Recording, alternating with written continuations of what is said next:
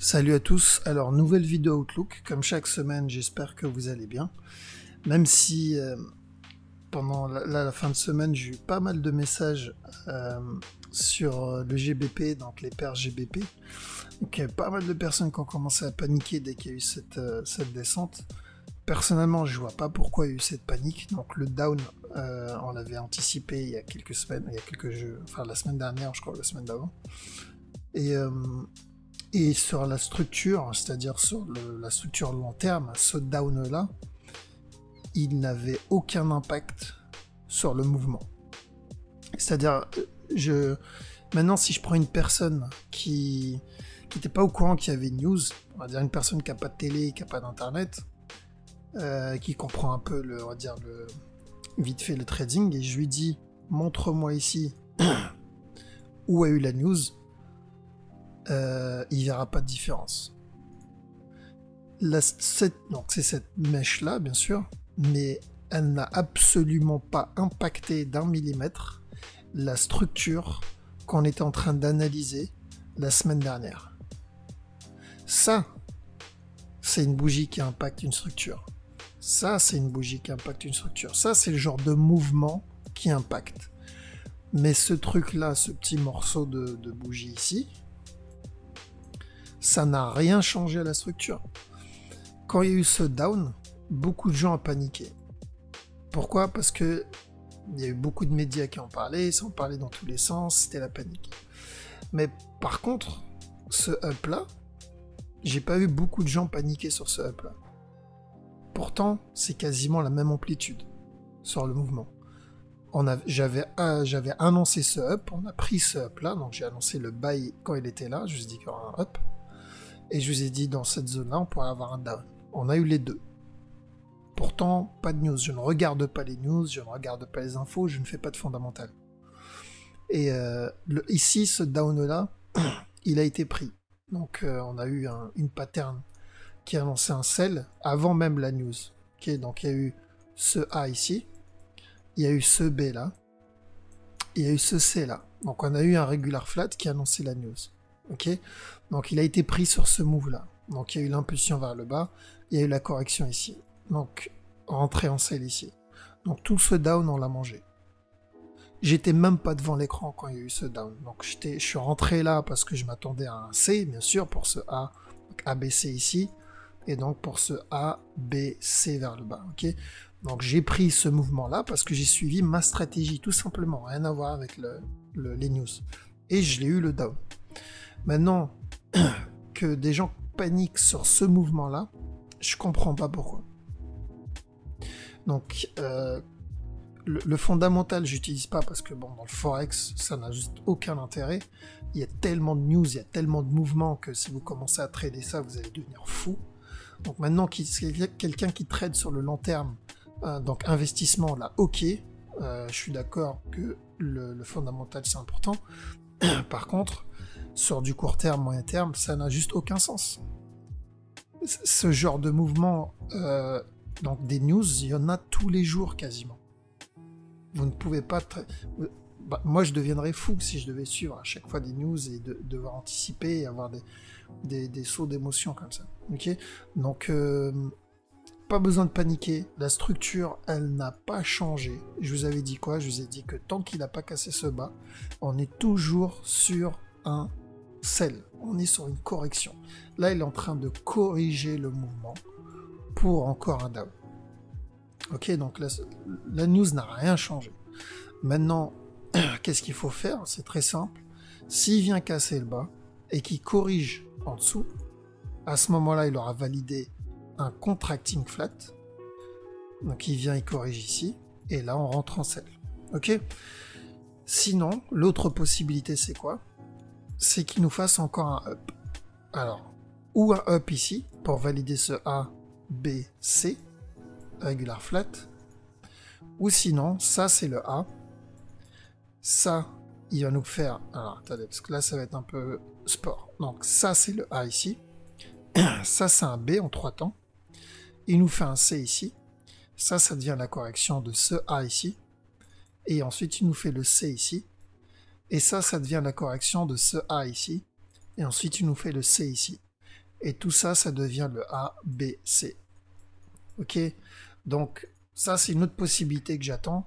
Donc, là, il peut très bien monter et retoucher le top. Mais s'il vient casser ce down, il confirme le contracting flat. Ok? Mais pour le moment, on est toujours dans une correction. Ok? Donc, il n'y a pas besoin de paniquer.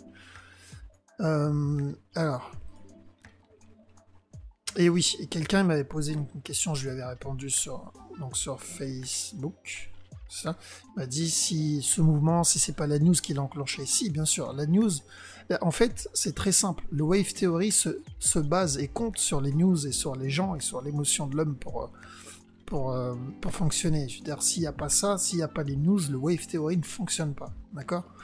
D'ailleurs, s'il n'y a pas de news, il n'y a pas de marché, il n'y a pas de trading, il n'y a pas de mouvement. S'il n'y a pas de news, s'il n'y a pas d'événement, s'il n'y a pas d'émotion, il n'y a pas de mouvement. C'est où le marché continuerait à monter non-stop. Ok. Enfin, sur certaines paires. Les news forment les structures. Ça, c'est des news qui l'ont enclenché. Mais au final, donc ce down-là, c'est un événement, c'est quelque chose dans le monde qui a fait que on a eu ce down. Cette correction-là et ce down-là, c'est pareil. Mais au final, la structure, on a eu quoi? On a une impulsion, on a une correction. Et après la correction, on a eu quoi? Une impulsion. La structure n'a pas changé. C'est juste que la news a construit cette structure. Et nous, on trade la structure. Donc l'avantage, c'est quoi? C'est qu'on n'a pas besoin de regarder les news. Je ne regarde pas les news. En fait, le seul moment où je regarde les news, c'est si je suis en train de trade, par exemple, en H1, et que je suis dans une correction. Donc imaginons, je sais pas, on est sur un mouvement comme ça, et j'attends un buy. Ok? Et on est dans la correction. Bah, je vais aller voir s'il y a des news sur le GBP. Et je me dis, ah, ok, aujourd'hui, il y a beaucoup de news sur le GBP. C'est possible qu'on ait enfin l'impulsion qu'on attend. C'est tout. Enfin, les news, pour moi, elles servent qu'à ça. Mais je regarde pas c'est quoi comme news, de quoi ça va parler, comment ça va impacter le marché. Je m'en fous. Pourquoi? Parce que ça va juste créer un conflit émotionnel en moi avec ma stratégie. Et je vais commencer à avoir des doutes, etc. Donc, j'éloigne les news. Et je conseille à mes élèves d'éloigner les news aussi parce que c'est pas compatible avec notre stratégie. Okay? Et en plus, quand on a une stratégie, genre, peu importe la stratégie, si vous avez une stratégie où 6 trades sur 10, ou 7, ou 8 trades sur 10 passent, c'est bon. Vous n'avez pas besoin de news ou quoi que ce soit. Vous continuez à faire ce que vous faites déjà, ce qui vous rapporte. Ok? Donc voilà pour le GBP. Pour résumer, s'il casse le bas, il confirme le contracting flat pour un down. S'il casse pas ce bas là, donc j'attends les deux mouvements que je vous ai montrés précédemment. Alors, ODNZD. ODNZD, juste un petit récap très rapide parce que donc pour vous dire que le trade se passe très bien. Hein, c'est un double trade que j'avais annoncé ici en achat sur mon groupe Facebook. On a eu l'achat, je vous ai dit dans le carré, j'avais mis un carré blanc, il va se retourner et on va avoir un down jusqu'à ce bas là. Donc on a eu le buy, on a eu le down, donc le down c'est en cours. Premier TP ici, deuxième TP ici. Ok. Maintenant à chaque correction, dès qu'il fait une correction, on rentre. Ok. Correction, on rentre. Voilà. On se prend pas la tête. Et dès qu'il vient toucher ce down là, ici on surveille un achat. Mais bon, pour le moment on n'en est pas là. AUDUSD, donc AUDUSD idem, j'attends un buy pour le moment, donc je suis déjà dedans. Il y a une opportunité d'achat sur ce mouvement là, donc là plutôt propre, hein. C'est un télégramme qu'on a reçu sur ce move, donc opportunité d'achat ici, on a une correction ici, donc ça a baissé, donc je suis dedans, donc on est rentré dans ce move là en buy, break even posé. Okay. Donc c'est où, donc là possible un running flat parce que ce mouvement là il peut finir un running, donc c'est-à-dire faire une grosse impulsion vers le bas, ensuite avoir un up. Ok, donc faites attention à ceux qui sont en bas et à mettre les break-even parce qu'il peut faire un running flat. Là le move tel qu'il est, la structure, maintenant c'est impossible running flat. Pardon. Maintenant sur le long terme, on va aller sur du D1, enfin plutôt moyen terme. Plutôt weekly comme ça dans la structure. Donc ce qu'on voit sur du weekly, c'est très très simple. On voit un down ici. Donc il y a eu la correction ici, sauf que cette correction, hop, donc oui, cette correction là, c'est Elle n'est pas finie, ok? Donc, de toute façon, tant qu'il n'a pas cassé le bas ici, on est toujours sur une correction. Donc, ça, c'est possible que ça soit le A ici, et ça, c'est le B, et ça, c'est le C qu'il est en train de faire. Donc, un up pour venir casser le top. L'autre possibilité, c'est que ce up-là, ça soit le B, ici, de ce A-là, pour avoir un C-là, qu'un down. Et ce mouvement, c'est la correction de ce up pour avoir un autre up qui viendrait enfin casser ce top. Pour ce A, ce B et ce C. Ok, donc on ne sait pas pour le moment ça va être quoi, on le verra sur la forme de cette structure, si elle est corrective ou impulsive. Maintenant, j'espère que ça va être un B, comme ça on aura le up, on aura le down, et si on a ce mouvement-là, ça va nous confirmer encore plus qu'on va avoir un autre up. Donc on mangera un trade, deux trades, trois trades. Ok, donc à surveiller. Pour le moment, je suis en buy et on va voir jusqu'où ça va monter. Eurocad. Donc Eurocad, quelqu'un m'a demandé de lui analyser. On va faire ça. Donc sur ce move, on a une impulsion vers le bas. Ça, c'est une correction. Donc on attend sur le long terme encore un autre bas. Ok. Maintenant, on n'en est pas là parce qu'on veut trade court moyen terme. Donc sur le court terme, ce mouvement-là, il est correctif. Okay, ça, c'est une correction de ce down-là. Donc, je m'attends au moins à une dernière impulsion vers le bas. Pour ce A, ce B, ce C. Okay, maintenant, faites très attention. Donc, à la cassure de ce top. Donc, s'il vient, il monte. S'il vient, il monte, il casse ce top. Là, il faut chercher une opportunité de vendre. Et je dis bien, il faut chercher une opportunité. Il ne faut pas vendre au top. Parce, pourquoi? Je vais y revenir. Donc, s'il fait donc, il casse le top, il fait une impulsion, il corrige. On rentre en sell jusqu'à ce bas-là. D'accord?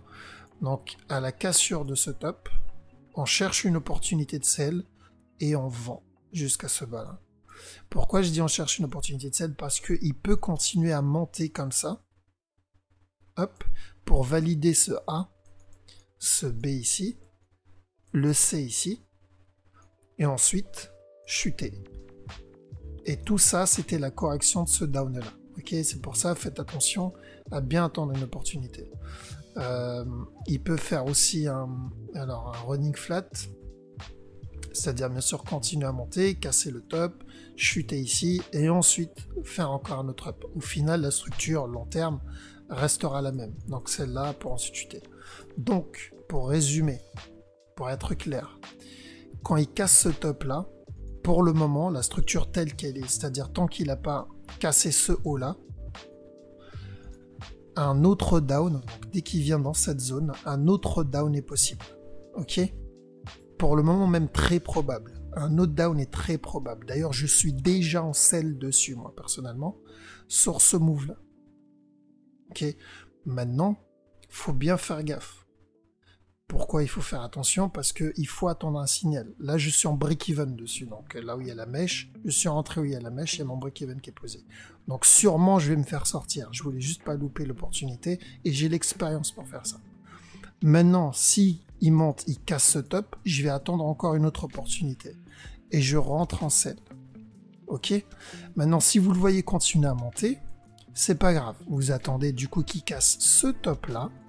Et là, on cherche un sell. D'accord? Donc, s'il vient casser ce top-là, là, on cherchera un sell.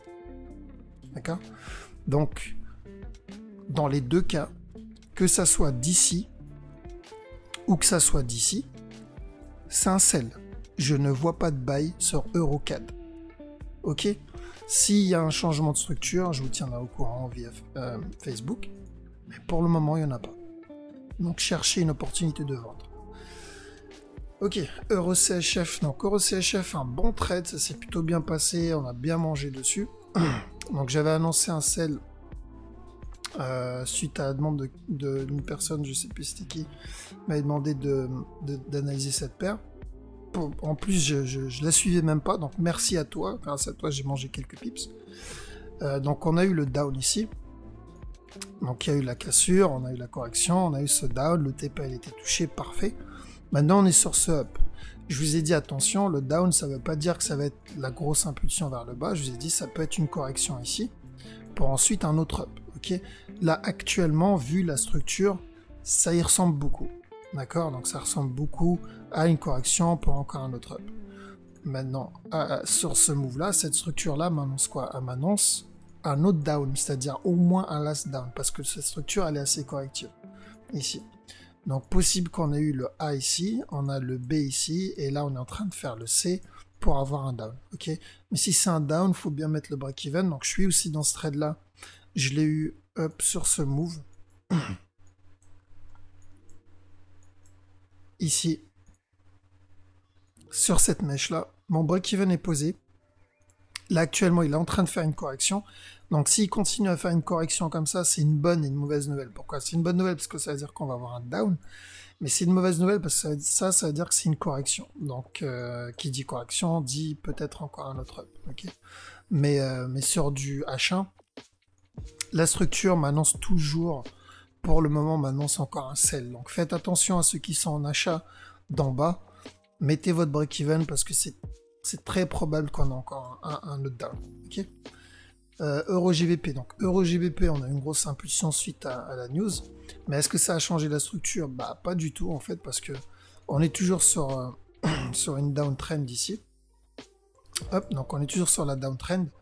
Maintenant, ça peut être un running flat. Donc, ça, c'est le A. Ça, c'est le B. Et là, il est en train de nous faire le C. Ça peut être un expanding flat, c'est-à-dire bien cassé ici.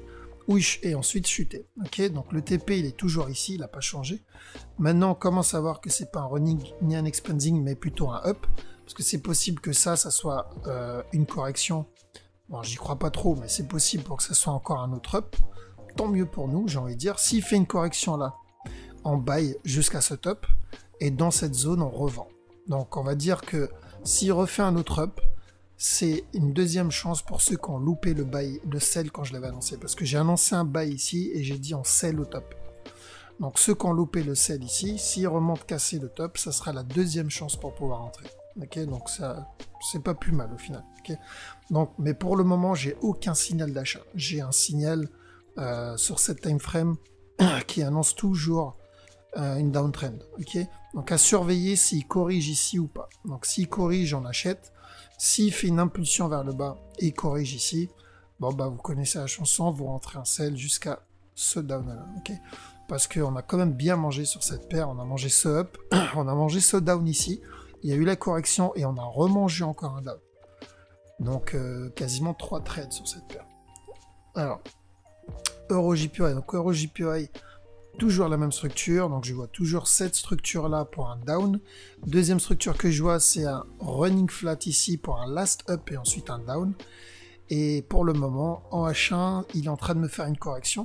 Donc il a fait une impulsion vers le bas. Ça c'est une correction, donc ça c'est le A, ça c'est le B. Pour moi, il est en train de faire le C ici pour ensuite nous faire au moins un last down.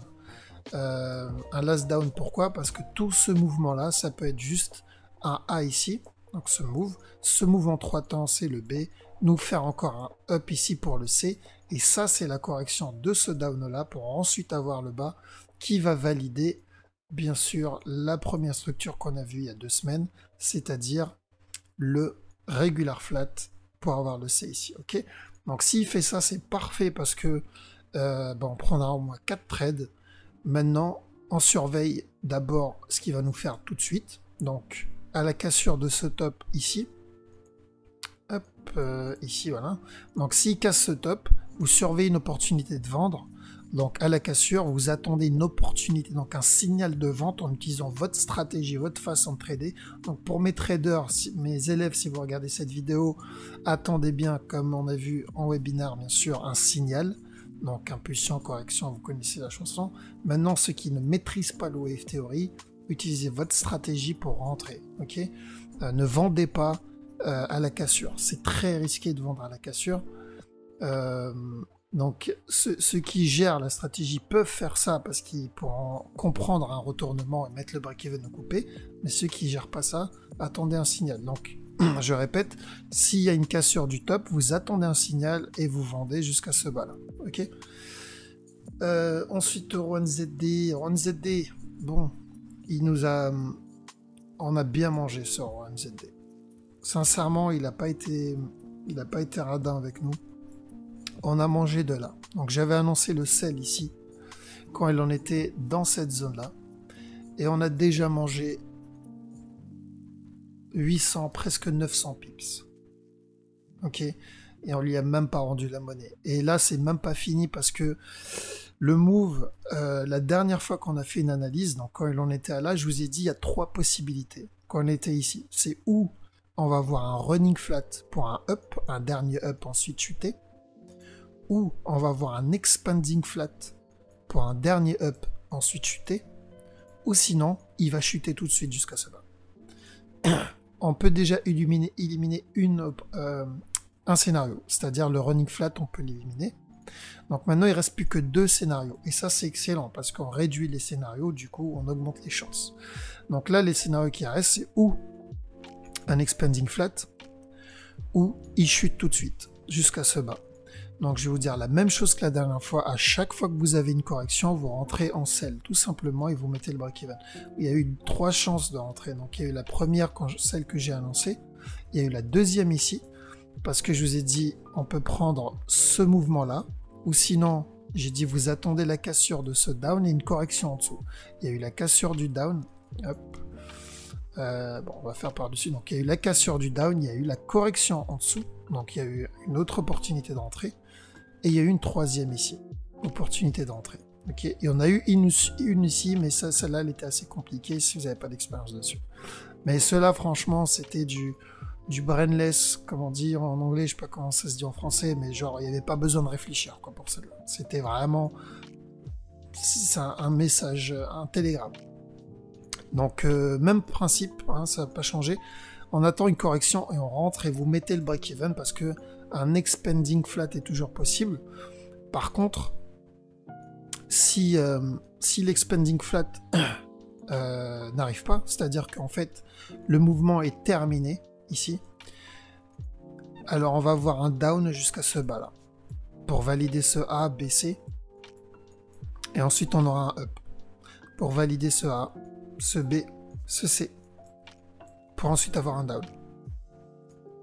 Ok, vous allez me dire pourquoi un up, pourquoi un down, qu'est-ce qui va se passer? C'est simple, ce que je vois c'est donc ici un A, hop, pardon, on va le faire ici proprement pour une fois, donc ici un A, ici un B et donc un down ici en C. Tac, voilà. Donc ça sera la correction de... Hop, on va remettre ça. Donc ça sera la correction de cette impulsion-là. Et cette impulsion-là, ça sera le A. Et là, ça sera le B. Et ensuite, on aura le C. Et ensuite, donc ça sera la correction. Hop, alors attendez que je ne refais pas à chaque fois. Voilà. Ça sera la correction du coup de ce down-là. Et ensuite, on aura un autre down. Ok, donc bon. On verra ça dans quelques années, mais pour le moment, si je devais choisir entre est-ce qu'on va avoir l'expanding flat ici et le up, ou si ça va chuter, j'opterais plus pour le down là tout de suite. Ok, le down directement. Mais bon, maintenant ça c'est ce que moi j'espère. Ça ne veut pas dire que le marché va faire ça. Donc de toute façon, on est rentré en sell, on a mangé. On fait attention à partir d'ici. S'il vient, il casse ce bas là et il corrige en dessous. Bon, bah la jackpot en vend. Ok. GBP4. Donc GBP4, j'ai pas m'attarder dessus. Pourquoi? Parce que on est plusieurs à se pencher dessus. Donc moi et d'autres personnes du Wave Theory, donc des personnes qui traitent le Wave Theory depuis des années aussi, on n'arrive pas trop à savoir c'est quoi comme correction pour le moment. On sait que c'est une correction, c'est-à-dire on sait que ça c'est une impulsion, là il est en train de corriger pour continuer un down, bon ça c'est une bonne chose, c'est-à-dire sur le long terme, celui qui vend ici, il a son stop là, pardon, il est tranquille. Maintenant celui qui veut trader ça en day trade, va falloir qu'il fasse attention parce que cette structure on sait pas vraiment pour le moment c'est quoi. Ça peut être un regular flat, ça peut être un double tri, ça peut être un triple tri, on sait pas trop. Donc ça peut être par exemple un A ici, ça c'est le B, ça c'est le C. Donc on a eu la correction ici, il va nous faire un down ici. Et ensuite on aura un autre up, donc pour ce W, X, Y, X, Z. Ça c'est une possibilité, mais c'en est qu'une parmi tant d'autres. Donc pour le moment je reste à l'écart de cette paire jusqu'à avoir une structure propre. Je vous tiendrai au courant si j'en vois une. Mais donc sur le long terme, sell, parce que c'est une correction. Sur le court terme, je sais pas. GBP Yen. Donc GBP Yen, ça me semble propre. Donc je vous avais dit quoi la dernière fois? Tant qu'il casse pas ce top ici, on est dans une correction pour un autre buy. Maintenant, deux possibilités. Première possibilité, il vient, il corrige là. S'il fait ça, on aura le up tout de suite. Pour ce A, ce B et ce C. Ok. Deuxième possibilité, il vient, et c'est ce que j'espère, il vient casser ce bas. Si c'est le cas, ça validera donc le regular flat ici, et là on aura un buy. Donc j'achèterai d'ici. Ok, on mangera tout ça. Maintenant, pourquoi j'espère que c'est pas l'autre, et j'y crois pas trop à l'autre, parce que ce move me semble très léger pour que ça soit la correction complète de ce up là. Il est trop agressif. Donc j'attends plutôt un mouvement comme ça. Maintenant voilà, c'est pas moi qui décide. Donc deux possibilités, correction up, ou sinon il vient casser ce bas. S'il casse ce bas, jackpot. Ok.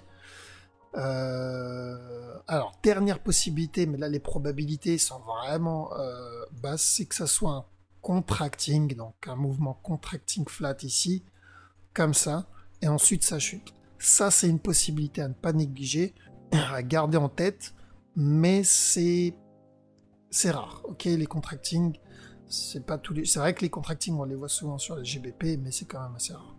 Mais c'est une possibilité. Donc je répète, correction, un up pour ce ABC, il vient casser ce down et il monte pour ce ABC. Ça c'est ce que j'attends et c'est ce que je vais chercher à trader dès qu'il va casser ce bas, s'il casse le bas. L'autre possibilité, on va dire, c'est la possibilité de sécurité qui va nous garder, où on va faire attention, donc à l'affût, c'est le contracting flat. Ok, ce mouvement-là, ça peut être un contracting, pardon, comme ça, et donc là il va chuter. D'accord, j'y crois pas trop, mais c'est une possibilité.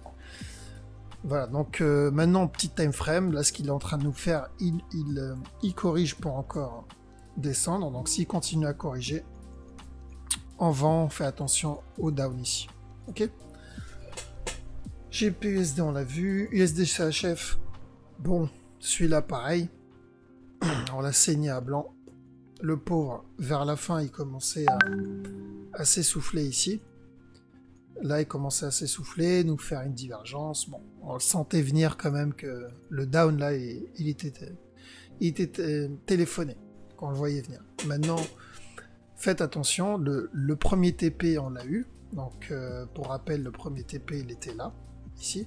Donc, touché. Deuxième TP, il est là. Donc, maintenant, deux possibilités. Il vient, il corrige ici. Et ensuite, il monte. Ok, parce que ce qu'on cherche, c'est ce A, B, C. Deuxième possibilité, il nous fait un running flat. Donc, ça, ce A ici. Ça, ce B là. Et ensuite, ce C là. Pour valider un running, il monte. Okay, ou un expanding, peu importe. Mais quoi qu'il arrive, dans tous les cas, que ce soit un running, un expanding ou juste une correction ici pour un up, dans tous les cas, c'est un up. Okay, donc on surveille un achat sur le long terme, moyen terme, sur USD-CHF. Maintenant, pour ceux qui veulent trade ça en court terme, il y a eu un signal de vente ici qui était bien. Donc ceux qui l'ont pris, bravo, bien joué. Donc c'était sur ce mouvement-là. Hop, parfait. Donc on a eu le down, il était nickel. On attend la même chose, donc le même que ça, mais hop, donc, mais ici, donc une correction, et on vend. Et ici, on met le break-even au cas où, ok, parce que ça peut être juste une correction. Donc il vient, il monte, il chute, et une fois qu'il aura terminé sa correction, il continue, d'accord. Voilà, donc le gold, bon bah le gold il continue à suivre la pattern à la lettre, j'ai envie de dire, pour le moment. J'ai l'impression que il nous écoute et il suit ce qu'on lui dit. On a annoncé le buy ici, on l'a eu. J'ai annoncé le buy ici, on l'a eu. On a annoncé le sell ici, on l'a eu. Et ici, on a annoncé un possible autre buy. On est en train de l'avoir. Ceux qui ont acheté dans ce down, parce que je sais qu'il y en a qui tradent les trends, donc du coup, il y en a, ils ont acheté à cause d'un trend, ce que je fais pas. Take profit dans cette zone-là. Pourquoi take profit dans cette zone? Parce que ça peut être un W, ça peut être un X, ça c'est un Y, ça c'est un X. Et là, il va faire le Z. Et ensuite, il peut chuter. Ok. Donc, par sécurité, ceux qui ont acheté là, vous mettez votre break-even, votre take profit ici, et vous attendez de voir ce qu'il va nous faire en haut. Ok. Donc, GBP, Gold sur le long terme. Je vois toujours un sell pour le moment. Pour moi, ça c'est une correction pour encore un sell au moins jusqu'à ce bas. Le seul moyen qui va faire changer d'avis, bah, c'est vraiment une grosse impulsion et une grosse correction, quoi. Sinon, pour le moment, je vois toujours un sell. Le sell, je l'ai annoncé ici pour rappel, hein, vous oubliez. Enfin, pour ceux qui ont oublié, j'ai annoncé le sell ici pour le TP là. Ok. Donc, ceux qui l'ont pris, ils ont quand même mangé 1200 pips. Maintenant, la structure n'a toujours pas changé. Je vois toujours un sell. Donc, possible encore un up et ensuite un down.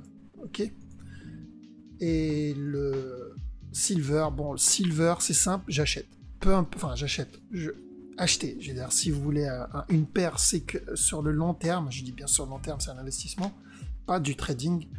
Le silver, ça fait des semaines, je dis ça, faut acheter. À chaque nouveau plus bas, il faut acheter le silver parce que c'est la seule paire, on va dire, où vous êtes sur une valeur sûre, quasiment. Là, on est sur du quasiment 99% de chance d'avoir le buy. Ok, je dis pas aujourd'hui, je dis pas demain, mais ce mouvement-là, et si vous voulez, prenez un imprime écran de ce que je vais vous montrer, ce buy-là, on l'aura. Ok, ça peut mettre du temps, bien sûr, mais quand ce buy-là va s'enclencher, vous n'aurez pas le temps de rentrer dedans. Il sera agressif. Quand il y a eu ce up-là, croyez-moi qu'il n'y avait pas moyen de rentrer dedans. D'accord? Sans prendre de risque. Donc, s'il fait un nouveau plus bas, je rachète. Bien sûr, si par contre il casse ce down, hop, s'il vient casser ce bas-là, alors le up, il ira peut-être pas jusqu'à là.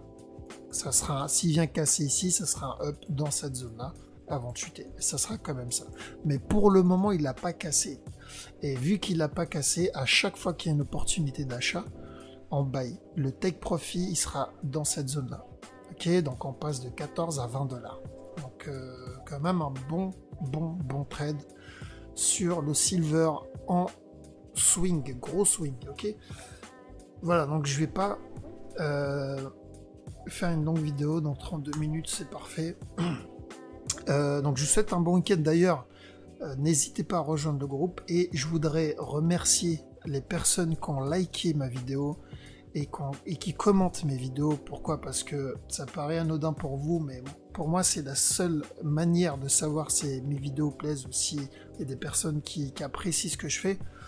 Si ça leur est utile ou pas. Hein, c'est la seule façon pour moi de savoir. Si je poste une vidéo, il n'y a pas de commentaires, il n'y a quasiment pas de like, je pars du principe que ce que je fais ne plaît pas. Et du coup, bon, la motivation derrière, elle ne suit pas. Okay, donc ça me motive, donc continuez, merci à vous. Ça me fait vraiment plaisir. Et ça me motive à continuer à faire des vidéos comme ça et vous proposer du contenu. Donc que ça soit sur YouTube ou sur Facebook. Donc merci à vous. Et je vous dis à la semaine prochaine et bon week-end.